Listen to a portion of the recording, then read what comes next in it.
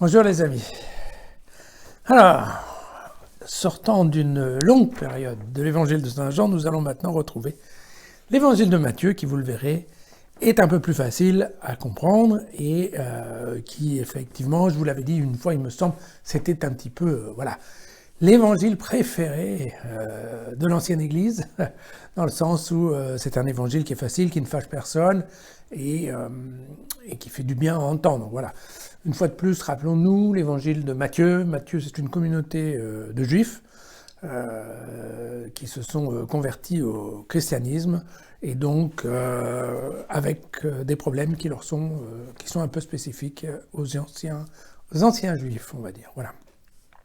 Alors, commençons avec l'évangile de Matthieu, donc au chapitre 5, les versets 13 à 16. Vous allez voir, c'est un évangile qui parle du sel et de la lumière. Vous êtes le sel de la terre. Si le sel perd sa saveur, comment redeviendra-t-il du sel? Il ne vaut plus rien. On le jette dehors et il est foulé aux pieds par les hommes.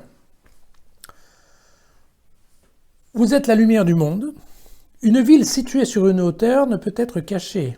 Quand on allume la lampe, ce n'est pas pour la mettre sous le boisseau, mais sur son support, et elle brille pour tous ceux qui sont dans la maison.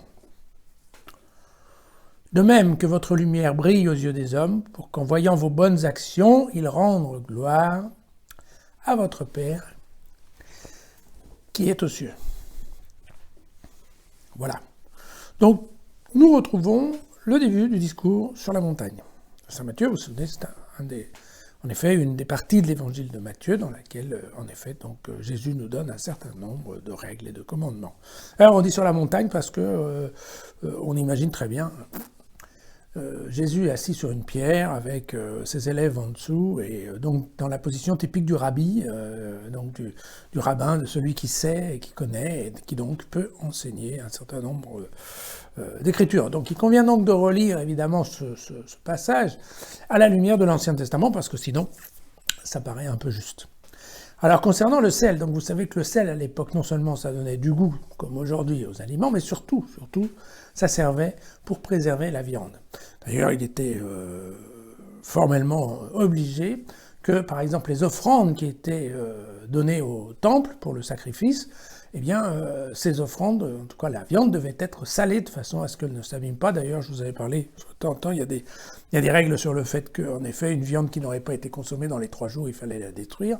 Et donc, vous voyez, on utilise bien cette notion de sel pour effectivement sécher et donc préserver un aliment. Il faut savoir que l'embêtant avec le sel, et ça vous le savez sûrement, c'est que ça prend l'eau facilement. C'est d'ailleurs sur ce principe-là qu'il y a une préservation des aliments. Ce qui veut dire que quand on l'a utilisé 1 fois, 2 fois, 3 fois, vous avez l'exemple quand on fait, par exemple, quand on cuit au sel, vous savez qu'on peut faire parfois de la cuisson du poulet, de la cuisson du poisson, la cuisson des pommes de terre, on peut faire ça dans un immense casserole, qu'on remplit de sel et puis on met l'aliment à cuire dedans. Et le sel, en effet, transmet très bien la température tout en maintenant effectivement une fraîcheur à l'intérieur. Alors, on sait très bien que quand on l'utilisait 1 fois, 2 fois, 3 fois, il y a un moment où le sel n'est plus utilisable parce que il a pris trop d'eau et donc il a perdu de ses capacités d'absorption. Et on sait aussi, parce que ça fait partie de la culture de cette époque-là, dans cet endroit-là, que le long, par exemple, de la mer Morte, vous savez qu'il y a un problème de taux de sel dans l'eau qui est très fort et qui fait que, de fait, les terrains qui sont proches de la mer Morte sont difficilement cultivables parce qu'ils sont trop salés. Donc vous voyez bien qu'avec le sel, quand on le balance par terre et qu'on le remplit, eh bien la terre devient incultivable aussi. Donc il faut connaître en effet ces questions sur le sel pour bien comprendre que si le sel perd sa saveur, il ne vaut plus rien. Et c'est un message directement tourné vers nous, les disciples, où typiquement, quand on a fini, si on n'a plus la niaque, je dirais, eh bien on ne vaut plus grand-chose et on manque de goût, voilà. Le deuxième versant, ça a à voir avec la lumière. Alors la lumière, pour bien comprendre cette lumière, il faut savoir que donc pour les Juifs, la lumière c'est la Torah. voilà, depuis la fin du temple. Et il faut savoir aussi que toutes ces maisons de la plupart des gens à Jérusalem, en Judée ou en Samarie, en fait, ce sont des pièces d'une personne. Donc en fait, quand on a une lampe, il suffit d'avoir une lampe, de l'accrocher en haut, et puis à ce moment-là, ça éclaire en effet toute la maisonnée, comme il est dit, toute la maison. Hein. Faut pas imaginer des maisons comme aujourd'hui avec diverses pièces, parce que sinon il faudrait une lampe par pièce. Non, à l'époque, une seule lampe suffisait. Le boisseau, qu'est-ce que le boisseau? Le boisseau, c'est une mesure en bois qui permet de mesurer une dose de grains. En fait, on utilise le boisseau pour vendre le blé et les choses comme ça. Voilà.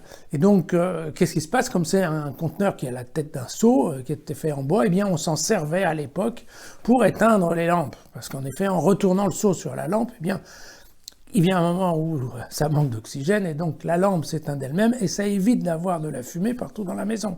Parce que, voilà. Donc, en fait, ça fait le job de ce qu'on aujourd'hui, on appellerait donc un éteignoir. Vous savez, ces petites clochettes en métal au bout d'une tige qu'on utilise dans les bonnes maisons, mais aussi dans les églises pour aller éteindre les cierges qui sont en haut de l'autel. Et c'est bien pratique parce que ça évite de grimper sur un escabeau et de trimballer l'escabeau tout le temps. Voilà.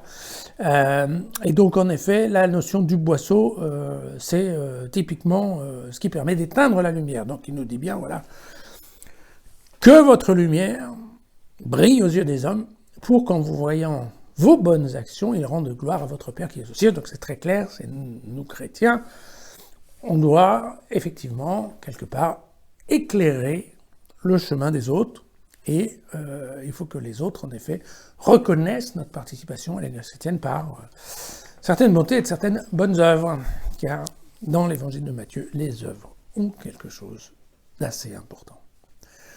C'est pour ça que l'Église catholique aime bien Matthieu. À demain.